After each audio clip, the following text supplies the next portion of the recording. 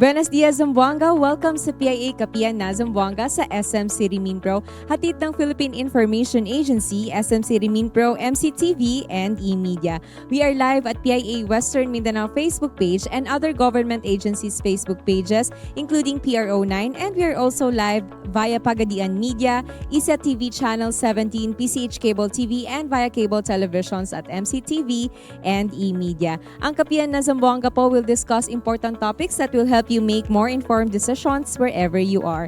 And mayong buntag po and buenos dias sa lahat po ng ating mga viewers from Barangay Information Officers Network natin sa buong Zamboanga Peninsula and of course dito rin po sa Zamboanga City. Welcome po sa ating programa ngayong araw. Pag-uusapan po natin dahil po ngayon ay papalapit na yung ating Labor Day celebration. May 1 po, we celebrate the Labor Day and we are going to talk also about employment sustainability here in Zamboanga Peninsula. At syempre po makakasama natin dyan ngayong araw from Department of Labor and Employment in Region 9. Together with me sa ating program ngayon is si Assistant Regional Director po ng DOL Region 9. We have Attorney Russell Halyarina. Welcome po sa ating program, Attorney.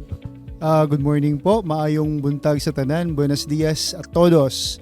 Thank you for inviting us here and thank you for letting us allowing us to talk about our Labor Day activities which will be held on May 1. Thank you. So with that po, Attorney, we are excited po to know ano po ba yung nakahanda ngayon pong taon para sa ating Labor Day programs and activities. Baka po pwede nating maibahagi sa ating mga manonood rin, lalong-lalo na sa mga naghahanap po ng trabaho. If you would allow us to present, actually we already started with activities going towards the Labor Day celebration. We have a presentation yan po. We started yesterday for the World Day for Safety and Health at Work. We already had that activity. Successful naman, thankfully. And then going towards May 1, sa May 1 meron po tayong job fair. And then meron tayong Youth Employability Program and Key Partners Recognition for SPES, GIP, and JobStart. Meron tayong Employment Counseling. We also have one-stop shop services. And then meron tayong yung Benteng Bigas, meron na. Also on May 1, we have our Servicio para de Obreros and Medical Mission. And then actually, we will be having Tupad payout. If you are familiar with Tupad, and then yung ating talentadong obrero, this is in its 8th year, we will be also having that. And then because for lack of a bigger space, we will also have our Kadiwa ng Pangulo which will be held sa Rizal Street. Of course, we will also have an activity for our informal sector which will be the business digitalization, financial literacy, and basic AI orientation for our informal worker sectors. That will be on May 14. It's still in celebration of the 124th Labor Day. So yun po, I know marami po talaga tayong mga nakalaan po na programs for the Labor Day celebration.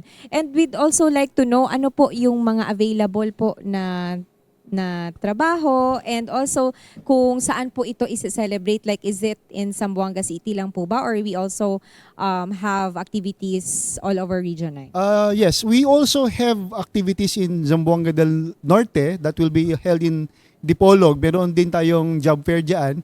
Zamboanga del Sur, we will be having it in Pagadian City.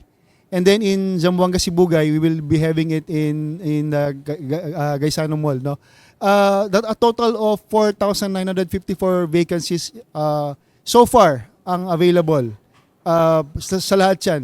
So that will be simultaneously held on May 1. So we will be having one here in Zamboanga City and then yung ating tatlong provinces meron din po.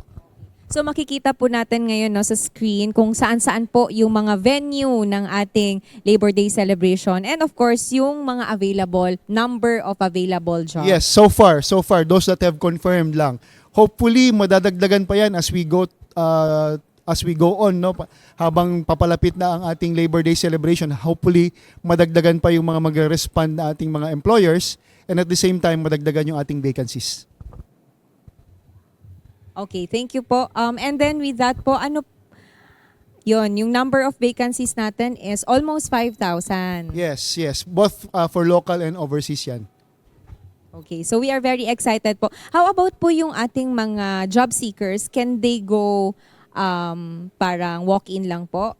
Yes, actually, if you are going to allow us to present yan, pakibalik ka kung po pwede. Yan. Meron po tayong, yan po yung ating pre-registration. Meron din tayong QR code dyan, paki-scan na lang para lang maka-pre-register kayo, lalo na yung ating mga job seekers. So hopefully, marami ang magre-respond sa ating call for job openings. Sana po no marami rin tayong ma-hire on that day, ma-hire on the spot no sa ating mga gagawin na job fair. Sige po, with that po, we know that every Labor Day talagang nagkakandak tayo ng job fairs, and then Labor Day comes at a time of changing work environment. So nagbabago-bago po yung ating mga work environments, nagbabago rin po yung demand no sa trabaho. How is DOLE po ensuring that workers, both informal and informal sectors natin, are protected din po and supported ng Department of Labor? First, yung aming trust kasi is the enforcement of general labor standards and occupational safety and health standards. So we are strengthening that to make sure that our workers are protected. In doing so kasi, we are ensuring that both the workers in both the formal and the informal sectors will be protected. Aside from that, meron din tayong mga programs, yung ating social protection programs. Sabi ko nga, familiar na kayo sa TUPAD tsaka sa aming livelihood program, yung DILP namin, ini-strengthen din namin. So that's good to hear po. And then beyond this job fairs po na ginagawa natin, ano yung mga long-term strategies po ng departamento na ini-implement po natin para ma-ensure natin yung sustainability of employment? Kasi kinakailangan talaga ng skills upgrading. So which means na we have to partner with other agencies like for example TESDA to make sure that the skills of our workers will be upgraded. Magkakaroon ng skills gathering, maakuan man lang. And then, aside from that, we try to make sure that yung ating labor market, yung demands ng labor market is aligned with the skills that our workers have. And at the same time, meron din yung ating mga naghahanap ng trabaho, yung kanilang skills matched doon sa demands ng labor market. Now, kung sakasakaling hindi naman, let's say meron na tayong existing workers and then nag-upgrade, let's say for example yung demands ng ating labor market, we try to make sure na yung ating mga existing workers nag-upgrade din ng kanilang mga skills. So lalo na ngayon yung concept ng digitalization and digitization, marami pa tayong mga workers na hindi pa let's say hindi pa sila masyadong immersed sa digitalization and digitization process. So hopefully sila yung mga matatarget ng ating skills upgrading. Nakita ko po sa inyong line of programs na meron tayong artificial intelligence na training for our informal sectors. So bukod po dyan, yung ating pong departamento, paano rin po ina-address yung growing demand for digital and future-ready skills among workers, especially po dito sa Zamboanga City na medyo limited rin po yung ating mga resources on digitalization? Medyo mahirap yan on the part of the Department of Labor and Employment kasi hindi naman kami yung expert when it comes to those matters. But actually, we are partnering with other agencies like for example, the ICT and DTI para ma-upgrade nga, sabi ko, yung skills ng ating mga workers, and then yung digital training talagang tinatry namin ibigay sa ating mga workers and would-be workers. And then pinopromote namin yung e-commerce, entrepreneurship, ganon. And then gumagamit kami ng for example sa ating labor market information, LMI, gumagamit talaga kami ng yung mga different media platforms para kahit papaano ma-upgrade din yung aming pag-reach out sa mga tao. And at the same time, matuto sila, ma-immerse sila sa mga platforms na dati hindi naman nila ginagawa. For example, yung ating paghahanap ng trabaho, pwede nilang gawin sa ating, mga ganon, sa ating mga digital platforms ngayon. So dahan-dahan Yes. din natin ini-immerse yung ating Yes. mga job seekers para sila mismo ay masanay na sa ginagawang digitalization ng iba't ibang company. And hindi lang yan, actually, pati yung aming sariling mga staff, o kaya yung ating mga partners, we try to give them, we try to capacitate them. Not only in digitalization, AI, ganyan. We have to adjust, we have to adapt to the changing times. Okay. With that po, attorney, can you also share with us, no, kumusta po ba yung employment status here in Zamboanga Peninsula? Let's talk about unemployment na lang, yung employment status. Actually, nationwide, medyo tumaas din yung ating unemployed, parang nasa 5.1% as of February 2026. Dito sa Zamboanga Peninsula, tumaas actually by 4.4% yung ating bumaba ng 4.4% yung ating employment. So yung ating unemployment tumaas from 2.3% naging 6.7%. So that accounts for around 73,000 more people unemployed. So parang medyo mabigat para sa atin yun. That's why we are trying our best to address that problem. Oo. So kaya po nagkakaroon talaga tayo ng mga job opportunities. Yes, yung job fair. We try fairs. to address that sa job fair nga. Not only unemployment, actually pati yung underemployment, which is an issue also. Oo. Yung kaya nga sabi ko kanina, mayroong job mismatch, and then a lot of our workers are feeling that they are not fully utilized. Parang kulang yung time nila na nagtatrabaho. So they are employed but they are underemployed. So we also try to address that. Kaya sabi ko nga, kinakailangan talaga ng upskilling ng ating mga capabilities ng ating mga yung skills ng ating mga workers, kinakailangan talagang mag-improve. Okay. Do you have specific po na targeted interventions para ma-improve natin yung ating job quality and yung job quantity? Yun. Unang-una, we make sure that our establishments are compliant with labor standards and occupational safety and health standards, and then skills training with our partners, and this should be aligned with our market needs. For example, yung sa TESDA, kinakailangan industry-driven yung ating training programs, and then yung ating LMI, dapat ma-identify natin yung in-demand and hard-to-fill jobs, and then yung job matching system natin using our pesos. At yung ating peso, very very useful, very helpful ang ating pesos, no? Yung job matching systems natin, talagang nakakatulong sila doon, no, na to make sure na yung demand ng ating labor market na mi-meet ng ating mga job seekers. And then we support high value industries. These high value industries are the ones that give us yung ating mga jobs needed, yung ating mga vacancies ngayon. Ngayon pong Labor Day, attorney, how does your office ensure po na itong ating mga programa ngayong Labor Day will translate into concrete benefits for workers po?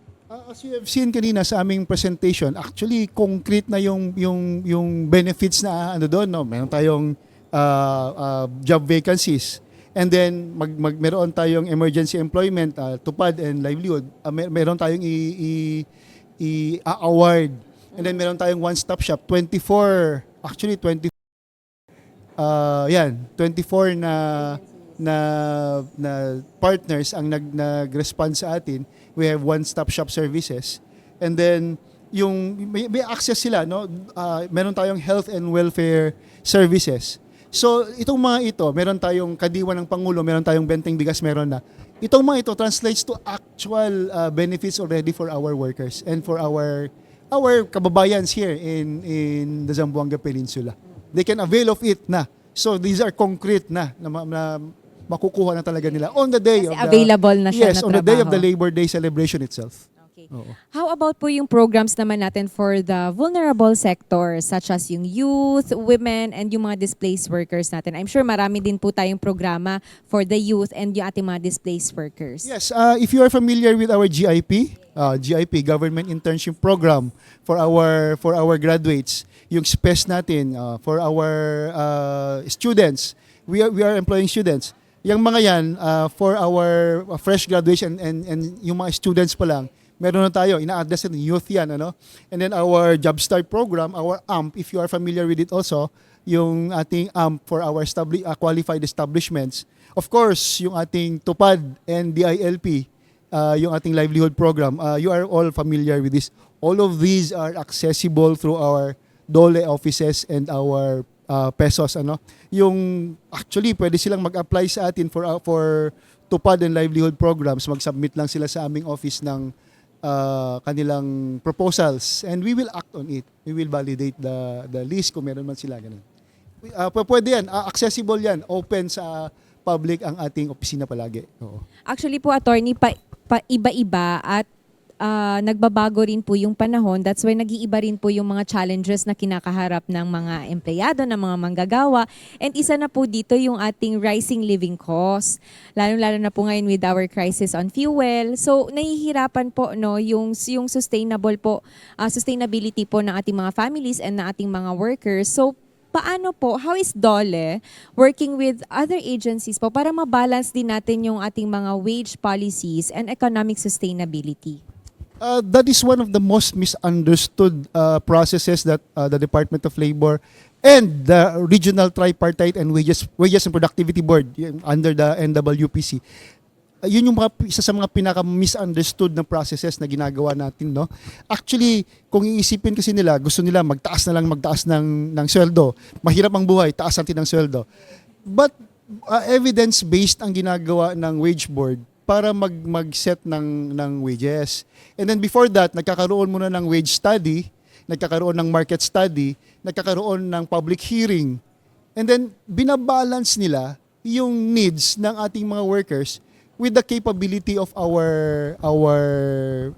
establishments, ating mga capitalists, ating mga namumuhunan. Hindi lang porke mahirap ang buhay, taasan mo ang sweldo. Paano naman yung ating mga namumuhunan? 'Di ba? Pagtaas ka lang magtaas ng sweldo, malulugi rin sila. So they try to balance we try to balance that. Evidence-based lang yung ginagamit natin. So yung process nga niyan matagal and then dumadaan yan sa public hearing, hindi agad-agad. And then usually kagaya ngayon for this year, magkakaroon ng first tranche and then second tranche ng ating pagtaas ng sweldo. Hindi kasi po pwedeng minsanang ibigay, baka malugi yung ating mga namumuhunan. So, may prosesong fina-follow and at the same time, we try as much as possible to balance the interest of labor and management. So it's good po na-emphasize natin yun. May emphasis tayo on that so that people will, kasi yun nga yung tao na parang akala nila mabilis lang talaga yung proseso na ay mataas yung bilihin ngayon, hindi pa ba magtataas ng sweldo? So they have to be enlightened din sa mga processes in our government. And then we understand that you mentioned nga yung ating pagbalance no ng ating economy din. With that po, yung we mentioned earlier regarding our skills matching. What do you think po so far po no sa inyong ahensya? Ano po yung nakikita natin na skills na importante po ngayong panahon para sa ating mga workers para maging competitive sila? Sa akin, sa tingin ko, yung digital skills niya, pinag-usapan na natin kanina, technical and digital skills. Very important yan ngayon. Not only in the Philippines, not only in Zamboanga Peninsula, not only in the Philippines, but worldwide. Yes, it's very necessary that people are adept at digital skills, no? And then yung adaptability, communication and critical thinking, problem solving. Importante yung mga yan. But para sa akin, when it comes to yung pag nag-i-start pa lang, technical skills talaga. Hopefully, yun yung kasi ngayon yung demand eh. There is a growing demand for technical skills. So hopefully, when our job seekers will showcase their skills, one of the skills that they will showcase would be yung kanilang digital skills and technical skills kasi mas kailangan ngayon yun. Actually, I also had the chance to talk with the provincial director din po ng TESDA. And then na-mention niya rin yung mga opportunities na available sa TESDA na free lang din na binibigay. Yes. Baka maaari rin itong ma-explore ng ating mga job seekers no para mas malawak din yung kanilang mga skills when they apply job. Pagka nag-apply sila sa TESDA, mabibigyan sila ng NC2, ng certification. Pwede na yan. Actually, kahit Kasi di ba usually ang hinahanap natin college graduates. Actually kahit hindi college graduate, pag makakuha ng NC2, pag ang job na hinahanap niya o ina-applyan niya, nangangailangan lang ng technical skills, yung kanyang NC2 certification would do actually. It would be greatly valued. And then kanina rin po nabanggit na natin yung strong partnership natin not only with other national government agencies but how important po talaga din yung ating partnership with our LGUs and yung ating mga private sector para ma-expand pa natin yung ating mga employment opportunities. Yes, napaka-importante. For example, dito na nga lang, we have to coordinate with the LGU for the holding of our job fair, no? And then yung ating mga pesos and JPOs, yung kasing peso and JPO natin, under yan sa local government unit eh. So we have to capacitate them. So very important yung ating coordination with the LGU. And then sa TESDA, very important din yung ating coordination with TESDA and the DTI. So yung mga yan, no, kinakailangan natin lahat yung mga yan to make sure that ma-expand natin yung employment opportunities for our workers, for the people of Zamboanga Peninsula.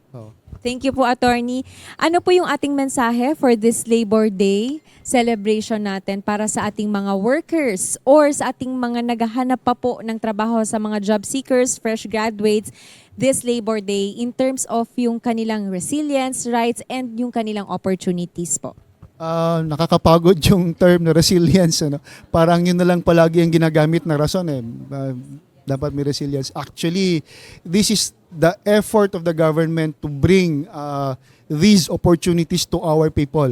So, kinakailangan sumagot sila sa tawag ng ating mga employers. So, hopefully, they avail of our job fair, they avail of these opportunities, and they avail of the opportunity to showcase what they can do and what they can contribute not only to the particular establishment that they are applying for but to the economy of Zamboanga Peninsula and to the Philippines as well.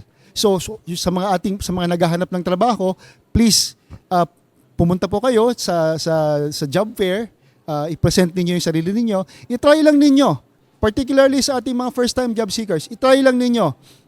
Hindi naman namin sinasabing hanggang dito na lang kayo eh.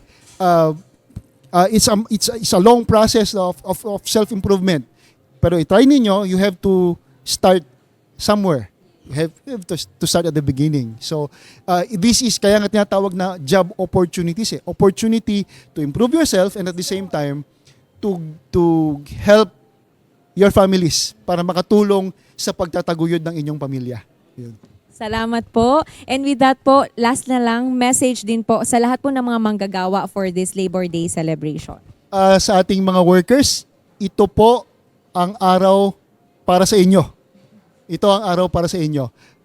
Baka naman magtampo sa atin yung ating mga namumuhunan. Huwag po kayong mag-alala. We are also taking your interests in mind. We are trying to balance that, sabi ko nga. But for this May 1, for this celebration, ito po ang araw ng ating mga manggagawa. Para sa inyo po ito, saludo po kami sa inyo. And this is a day to recognize and acknowledge your contribution to our economy and to nation building. Okay? Mabuhay po ang manggagawang Pilipino. Maraming salamat po muli sa ating panauhin and of course, maraming salamat po sa lahat ng ating mga viewers. No? Sana po marami tayong natutunan and with that po again, inaanyayahan natin ang lahat para sa kanilang Labor Day celebration which is at KCC Mall on May 1 po yan. That's 9 a.m. onwards. So yun po, marami pong oportunidad para sa inyo and hindi lang po yan, marami rin pong mga government services po na andyan na maaari nating i-enjoy lalong-lalo na sa mga manggagawa. Again, happy Labor Day po sa lahat and mabuhay po ang mga manggagawang Pilipino. Thank you very much to our guests from Department of Labor and Employment in Region 9. Once again, their Assistant Regional Director po, Attorney Russell Halyorina. Maraming salamat po, Attorney.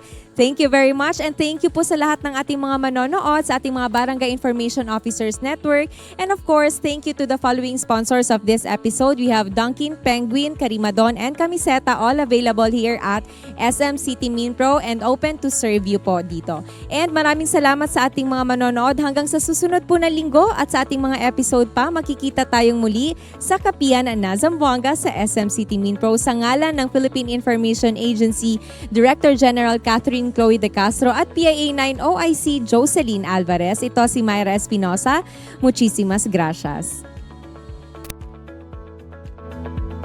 Mas pinadali na ang government transactions sa tulong ng eGov.ph Super App. Pwedeng-pwede mo nang magawa ang lahat ng ito. I-download ang eGov app sa iyong smartphone o tablet mula sa App Store o Google Play Store. Pagkatapos, ilagay ang iyong mobile number at i-authenticate gamit ang one-time PIN o OTP para marehistro ang iyong account. Saka ilagay ang iyong mga pangunahing impormasyon at kumpletuhin ang facial recognition technology para sa verifikasyon ng iyong pagkakakilanlan. Para sa mas mabilis at mas maayos na serbisyong panggobyerno, gamitin na ang eGov.ph Super App. Philippine Information Agency, Kapihan na Zamboanga. Sharing with you timely, accurate, and relevant information regarding government programs, projects, and activities. Catch us every Thursday at 4 p.m. on eMedia.